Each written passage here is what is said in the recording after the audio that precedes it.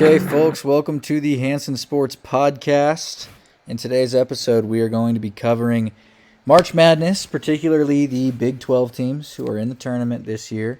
The tournament starts in just 2 days. This is being recorded on Tuesday, March 19th, and the tournament starts on Thursday, the 21st. So, you know what? Let's just hop right into it. Let's get to the game that's on everybody's minds here in Lubbock. That's, of course, the Texas Tech Red Raiders versus the NC State Wolfpack. Texas Tech is coming in as a 6 seed. NC State is coming in as an 11 seed. A lot of people are concerned about this matchup, including myself. NC State is extremely hot. They just won the ACC tournament, beating powerhouses Duke and UNC in the process. They are no joke. They have a very talented center. However, I do have Texas Tech beating them, moving on to the round of 32 on the weekend, where we will play the eventual winner of Kentucky-Oakland. Should be the Kentucky Wildcats in that game, unless the University of Oakland has a miracle run on their hands. Going down to the Midwest region, we have TCU playing Utah State. TCU's coming in as a 9 seed, Utah State as an 8.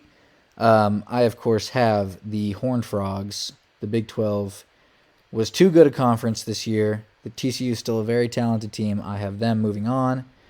Going down to Kansas. Kansas is playing number 13, Samford. However, they just got some unfortunate news that could have serious implications for their tournament run. Kevin McCullough, former Texas Tech star, now an All-American at Kansas, has been battling an injury, and he has decided not to participate in the tournament. Let's hear from Coach Bill Self on this matter. Kevin's not going to play. Kevin says his knee pain has not subsided any, and it's too bad for him to be able to contribute. So Kevin will not play.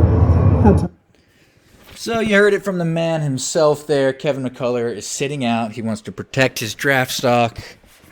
Huge blow for Kansas. They, of course, still have some talented players. They still have guys like Hunter Dickinson and a lot of great guards who can get the job done for them. However, it's a huge blow, and I do have them losing in the second round to Gonzaga. The Zags are always putting together a good team.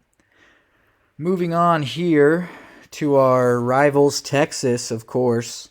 They are going to be playing the eventual winner of the play-in game between Virginia and Colorado State.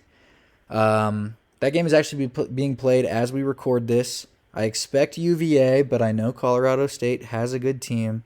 Regardless of that outcome, though, I do have Texas and Rodney Terry losing in the first round once again. Another disappointing year in Austin. Moving across the bracket now, we have Baylor taking on Colgate in the first round. I have high expectations for Baylor in this tournament. In fact, I have them in my Final Four with 2 other Big 12 teams.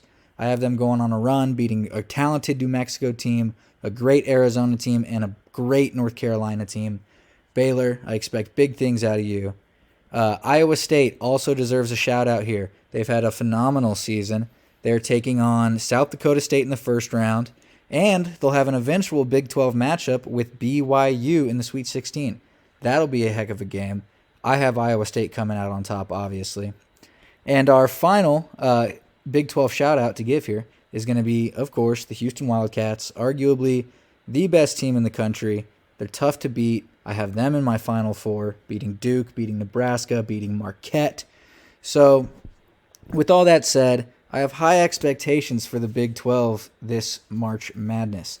It was by far and away the toughest, most competitive conference in basketball. Thank you guys so much for listening. If you enjoyed the episode, be sure to follow us on all of our socials. Drop a subscribe here. Tell your friend about us. We appreciate you guys listening. Go Red Raiders on Thursday. Wreck 'em, baby. Wreck 'em.